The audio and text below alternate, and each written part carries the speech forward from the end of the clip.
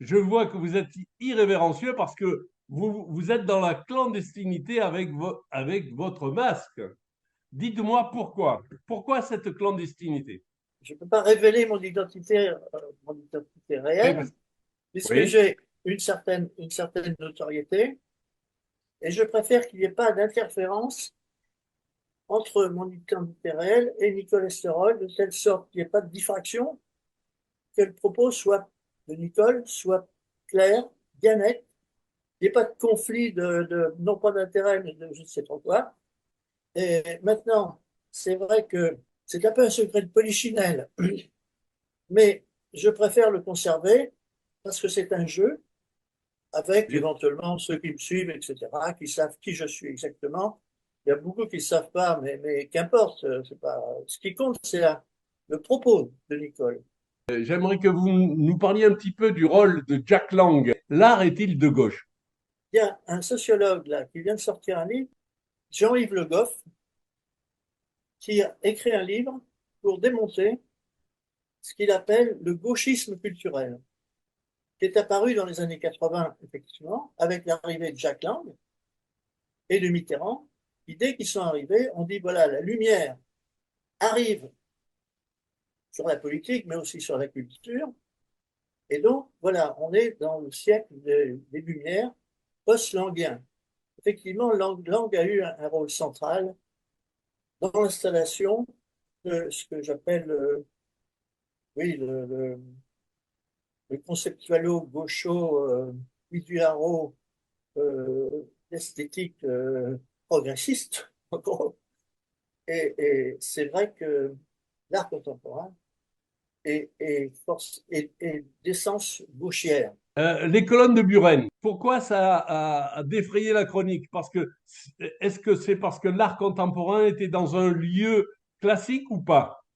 Buren a été disons, le précurseur, le premier à formaliser une espèce de déconstruction, parce que la gauche culturelle est très déconstructive, vous savez. Donc c'est lui qui a commencé à casser les codes, à considérer que l'art des musées, c'était un art réactionnaire, qu'il fallait tout renouveler, mais il n'était pas le seul, hein. Il y a toute une génération qui est apparue à ce moment-là, dont Support Surface, par exemple, avec des gens qui peignaient à l'envers des tableaux, sur le châssis, ou sur la tranche, ou qui peignaient ailleurs, ou qui accumulaient des tas de bois. Enfin bon, tout ça, c'est apparu. Il s'agissait de casser les codes, bien sûr, bourgeois, de transgresser les règles. Et dès ce moment-là, la transgression a été subventionnée par l'État au nom de la créativité et de la liberté créative. Donc tout ça, c'est d'une stupidité absolue. Et en ce moment, au bout de 40 ans, on est dans une situation où toutes les règles sont cassées, il n'y a plus rien à casser. Ils savent même plus où ils en sont d'ailleurs, en gros. Mais ce qui est rassurant, c'est ce que je développe moi avec le nicolemuseum.fr, c'est les milliers d'artistes que le système dominant a invisibilisés.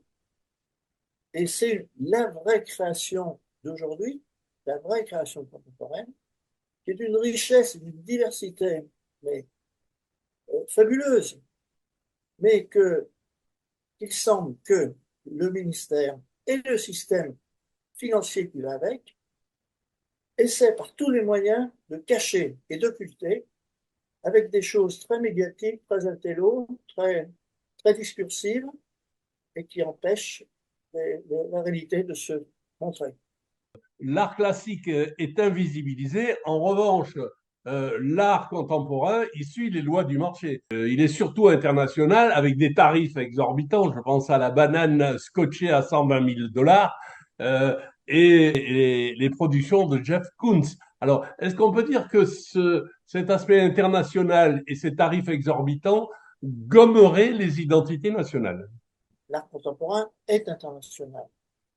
C'est-à-dire que ce qui se passe, c'est qu'il y a une liaison structurelle entre le système institutionnel et le marché spéculatif international. Il y a une collusion entre les deux, ce qui fait que c'est très très difficile à casser ou à démonter, puisqu'il y a des enjeux énormes à la fois de pouvoir et d'argent, qui fait que ce système-là, bien que ce soit d'un grotesque absolu et à la limite pas crédible, ça tient encore, parce qu'il en va de sommes énormes d'argent de spéculateurs, mais aussi d'une population de fonctionnaires qui est assez conséquente. Moi, je voudrais vous envoyer, je vous enverrai une image, mais c'est l'image la plus ahurissante qui puisse exister, qui illustre bien le système art contemporain. C'est la réunion de quatre personnages. Il y a Pinault, Kunz, Ayagon et la directrice de la ministre de la Culture à Versailles, qui se tiennent par les épaules, qui rigolent comme des idiots, et dans un grand salon de Versailles, et sous un homard de Kunz. Là, on a toute l'image de l'art contemporain, de la collusion entre le gouvernement, enfin l'institution, le ministère, et le grand marché international à travers Pinault, qui est l'exemple même du grand collectionneur spéculateur. Les fracs ont été bourrés quand même avec ce que j'appelle des œuvres conceptualo-bidulaires qui interrogent la société, qui interrogent tout ce qu'on veut, mais qui ont coûté très très cher quand même à l'État. En plus, il faut payer les fonctionnaires des fracs. Il y a Bien 22 sûr. fracs, il y a une quinzaine de fonctionnaires dans chaque frac.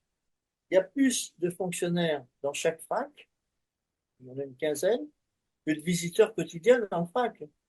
Donc ça fait très très cher la visite. Vous avez utilisé le mot de pluribidularité. J'aimerais que vous m'en parliez un petit peu et que vous me citiez quelques exemples en particulier de créations surdimensionnées. Oui, oui, il y a un mec, un artiste qui fait des bottes de 30 mètres de haut, des bottes en caoutchouc de 30 Liliane mètres de haut. Bourgeat. Oui, voilà, bah, vous connaissez bien. Bon, je cite celui-là, mais il y en a d'autres. Oui, ben il y a Jean-Pierre Reynaud qui est de Ah oui, alors Courbevoie. Jean-Pierre Reynaud. Il y Jean-Pierre a Reynaud. Fabrice Hibert. Oui, c'est ça. C'est ça. Oui, oui, voilà. Vous pouvez passer tout ça, hein. Oui, oui, bien Non, sûr. Fabrice Alors, Hibert, oui, parlez-moi un peu de pourquoi ce désir d'après vous, de création surdimensionnée? mais parce que le surdimensionnement c'est le surdimensionnement de l'insignifiance et de la vacuité. C'est-à-dire que le surdimensionnement compense l'absence de contenu. Ça fascine ou ça intéresse aussi bien les idiots qui connaissent rien à l'art que les grands spécialistes de l'art contemporain, qui ne connaissent rien non plus à l'art, puisque c'est quand même une condition sine qua non d'entrer dans dans la mafia art contemporain, c'est non seulement de ne pas connaître l'art par l'intérieur, mais aussi de le maîtriser et de faire en sorte qu'il n'existe pas, enfin, il ne soit pas visible, sinon ça diminue leur crédibilité. Il y a également un autre domaine qui est la provocation sexuelle et les domaines scatologiques. Déjà, sur la couverture de votre ouvrage, on voit l'urinoir de Duchamp. Est-ce qu'il y a d'autres exemples de provocation sexuelle ou de domaines scatologiques? Il y en a eu beaucoup, mais qui n'ont pas eu un impact énorme. Il y a la fille qui faisait de la peinture avec son vagin, c'est-à-dire qu'elle mettait des œufs plein de couleurs dans son vagin, puis les pondait. Elle Ça pondait tombait les sur une œufs. toile. Et ça, c'était à la foire de Bâle. Ouais, c'était bon. Il y a eu un type aussi qui se bourrait l'anus avec de trucs colorés et qui avait une espèce de diarrhée sur une toile. Mais il y a Millie Brown aussi qui vomissait de la peinture. Ah oui, oui, oui, bien sûr, oui. Oui, oui, c'est ça, oui, j'ai oublié. Est-ce que dans cette idéologie artistique, le wokisme a sa part et quelle part a-t-il? Ah oui, alors ça c'est important, il faut en parler parce que, si vous voulez, l'art postural, l'art casseur de code, etc., commencé à s'essouffler il y a 1 ou 2 ans. Et est arrivé le wokisme. Le wokisme qui a permis de recharger encore en idéologie l'art.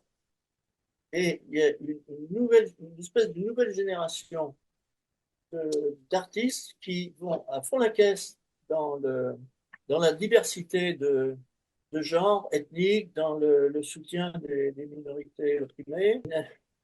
Un cas très particulier, c'est un artiste qui s'appelle Kader Attia, qui a fait toute sa carrière euh, sur l'idée d'indigénisme et de repentance par rapport à l'Algérie. C'est un Algérien. Et très récemment, il vient de déclarer, bon, j'ai tout compris. En fait, on m'a instrumentalisé en tant qu'issu de la diversité. Je suis une marionnette du système et un idiot utile. Alors, alors qu'il a des quantités d'argent, il est célébré partout, il est dans toutes les collections et il vient de concevoir, de comprendre que, en fait, le système l'avait instrumentalisé. Enfin, c'est d'un comique, mais incroyable. Bien C'est-à-dire sûr. que, en principe, le système est tellement, comment dire, absurde, inepte, qui contient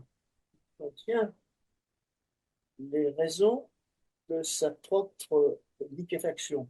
Oui, J'aimerais que vous me parliez un petit peu de Ben et puis des écoles d'art. l'exemple de l'artiste postural, qui n'est pas vraiment inventif plastiquement, mais qui a une certaine intelligence des situations, etc. Bon, euh, d'ailleurs, il dit que Nicolas Seurat, c'est la meilleure critique d'art française, déjà. Une certaine sympathie. Mais c'est lui qui disait aussi, oui, la Villa Arson, en fait, ça sert à rien, ça ne sert à rien d'autre que de fabriquer des profs pour la Villa Arson. Ah, Vous d'accord. voyez? Donc l'entre-soi s'autogénère, régénère dans ces écoles.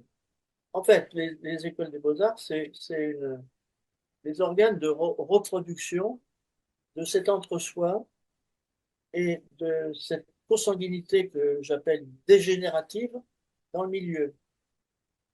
Et les écoles sont un facteur de dégénérescence de leur système, d'ailleurs.